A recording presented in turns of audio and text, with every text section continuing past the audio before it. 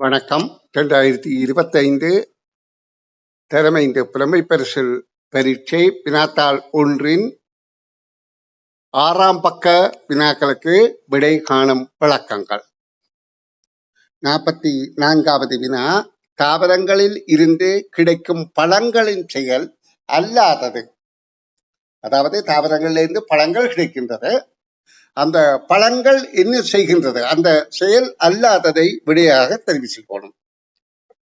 இப்ப பழங்கள் தான் அந்த பழங்களுக்குள்ளுக்கு இருக்கிற விதைகளை பாதுகாப்பது, அது பொருத்தமானதான விடையாக வராது. ஏன் அல்லாததைத்தான் விடையாக தெரிவிச்சுக்கணும். முதிர்ந்த விதைகள் முளைக்கும் போது தேவையான போஷணைகளை வழங்குதல் அல்ல. பழங்கள்ல இருக்கிற சதைப்பகுதி, அந்த பழங்கள், அந்த தாவரங்கள் புதிய தாவரம் உற்பத்தியாகின்ற போது அதற்கு போஷணை வழங்குவதில்லை. அது அந்த போஷணை வழங்குவது அதன் உள்ளீடு, வித்துக்களுக்குள்ளுக்கு இருக்கின்ற உள்ளீட்டு பகுதி. அப்ப அதான் விடையாக வரும். விதைகள் பரவுவதற்கு உதவுதல் என்பதும் பொருந்தாது. அதாவது அது விதைகள் பரம்புவதற்கு அந்த பழத்தின் சதைப்பகுதி உதவுகின்றது. இங்க அல்லாதான் கேட்கப்பட்டிருக்கு. ஏனென்றால் அந்த சத்துக்கு, அதாவது சதை இருக்கிறபடியாத்தான் பழங்களுக்கு மேலே இருக்கிற பழத்தின் பகுதி, பழம், வித்து போக பழம், அந்த பழத்தை உணவாக உட்கொள்ளுகின்ற ஏனைய பிராணிகள் அந்த உணவின் நிமித்தம் அதை உணவாக சாப்பிட்டு அந்த வித்தை பெரும்பலடைய உதவுது. ஆனபடியா இந்த கேள்விக்கான விடை 2வது. இனி 45வது கேள்வியை பார்ப்போம். வல்லாரை சலாது தயாரிக்கும் போது பின்பற்றப்பட்ட படிமுறைகளில் கீழே குறிப்பிடப்பட்டுள்ளன. அப்ப இங்க பிழையாக செய்யப்பட்ட படிமுறை எது என்று கேட்கப்படுகின்றது. அதாவது வல்லாரை சலாது செய்யல மெல்லியதாக அறிந்த வல்லாரியை நன்றாக கழுவுதல தவறு. வல்லாரியை மெல்லிசாக அறிவதற்கு முதலே கழுவ வேணும். அறிந்து போட்டு கழுவினா அதுல உள்ள சத்துக்கள் எல்லாம் தண்ணியோட வேஸ்டா போயிடும். அப்ப அதான் பிழையான செயற்பாடு. அப்ப அதான் விடை. அடுத்த எல்லாம் சரியான 2 செயற்பாடும் சரி. இனி அடுத்த 46வது வினா, கண்டல் தாவரங்கள் பற்றிய சரியான கூற்று யாது?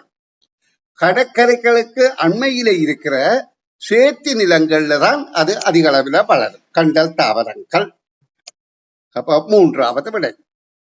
47வது வினா, பின்வருவனவற்றில் எந்த செயற்பாட்டினால் வேறு நபர்கள் அசௌகரியத்துக்கு உள்ளாகக்கூடும்? பேருந்தின் உள்ளே பெரும் சத்தத்துடன் பாடல்களை ஒலிக்க செய்தார். சில பேருந்து உள்ள பஸ்ஸுகள்ல அந்த டிரைவருக்கு காது செவிடாக இருக்கலாம், சத்தத்தை மிக பெருசாக எழுப்பி விடுவார். அப்ப உள்ளுக்கு இருக்கிறவைக்கு அது பெரிய இடையூறாக இருக்கும். அப்படியெல்லாம் அநாகரிகமாக நடந்து கொள்வார்கள். அதான் வேறு நபர்களுக்கு அசௌகரியமாக போகும். அது மட்டுமல்ல, சிலர் தொலைபேசி கதைக்கிறதும் பலத்த குரல்ல கதைக்கிறது இடையூறாத்தான் இருக்கும். கதைப்பது கூடி பலத்த குரல்ல கதைக்கிறது மற்றவர்களுக்கு இடையூறாக அமையும். அப்ப 47வது வினாவுக்கு 1வது விடை பொருத்தமானது. இனி நாங்கள் தொடர்ச்சியான வினாக்களை பார்ப்போம். பின்வரும் கூற்றுக்களில் மிகச் சரியான கூற்று எது? சுத்தமான நீருக்கு குறிப்பிட்ட மனம் உண்டு, சுத்தமான நீருக்கு குறிப்பிட்ட நிறம் ஒன்று, சுத்தமான நீருக்கு குறிப்பிட்ட கன அளவு உண்டு. தண்ணீர் சுத்தமான நீர் என்றால் அதுல மனமோ நிறமோ சுவையோ இருக்காது. அப்ப நீங்க கேட்கலாம், தண்ணியை நாங்க குடிக்கிறோம் தானே, அது ஒரு சுவை இருக்கிறபடியே தானே? இல்லை, சுவைக்காக குடிக்கவில்லை. எங்கட உடம்புல வறட்சி ஏற்பட்டு தண்ணித்தன்மை குறைய எங்கட நாக்குக்கு தாகம் வருகின்றது. அந்த தாகத்துக்கு தண்ணியை குடிக்கும் போது தாகம் தணிகின்றது. அந்த இதன் தானே ஒழிய தண்ணிக்கு சுவை இல்லை. அப்ப தண்ணிக்கு இருக்கக்கூடியது ஒரு கன அளவு. இந்த பாத்திரத்துல விடுகின்றோமோ அந்த பாத்திரத்தின் வடிவத்தை பெறக்கூடிய ஒரு கன அளவு. அப்ப அந்த கேள்விக்கான விடை 3வது. கடலில் பயணம் செய்யும் கப்பல் ஒரு பெரிய ஆற்றினுள் புகும்போது கப்பலுக்கு யாது ஏற்படும்? அதாவது சில பிரதேசங்கள கடலுக்காலே அப்படியே ஆற்றுக்கு துறைமுக பகுதியால, துறைமுகம் என்ற களிமுகம், ஆறுங்கடலும் சேருகின்ற பகுதியில களிமுகங்கள், முகத்துவாரங்கள், அந்த முகத்துவார பகுதியில ஆழமான கடற்பகுதிக்கால கடலுக்கு இருந்து ஆற்றுக்கு கப்பல் போற சேவைகள் நடைபெறும். ஆனா அந்த கடல்ல இருக்கிறத விட அந்த ஆற்றில இருக்கிற நீரின் செறிவு குறைவு, கடல் நீர் செறிவு கூட, உப்புத்தன்மை உள்ளது, செறிவு கூட.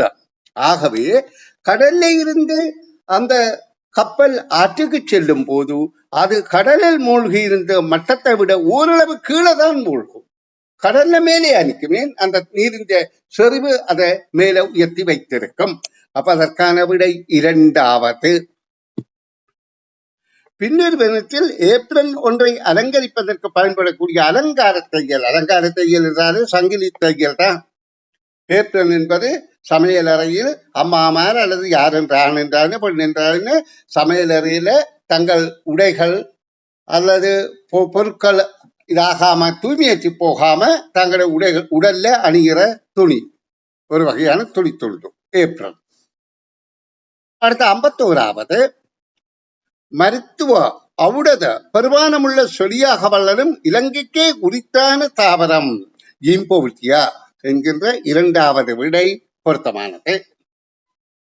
அடுத்த கேள்வி 52வது கேள்வியே இனி பார்வையிடுவோம்.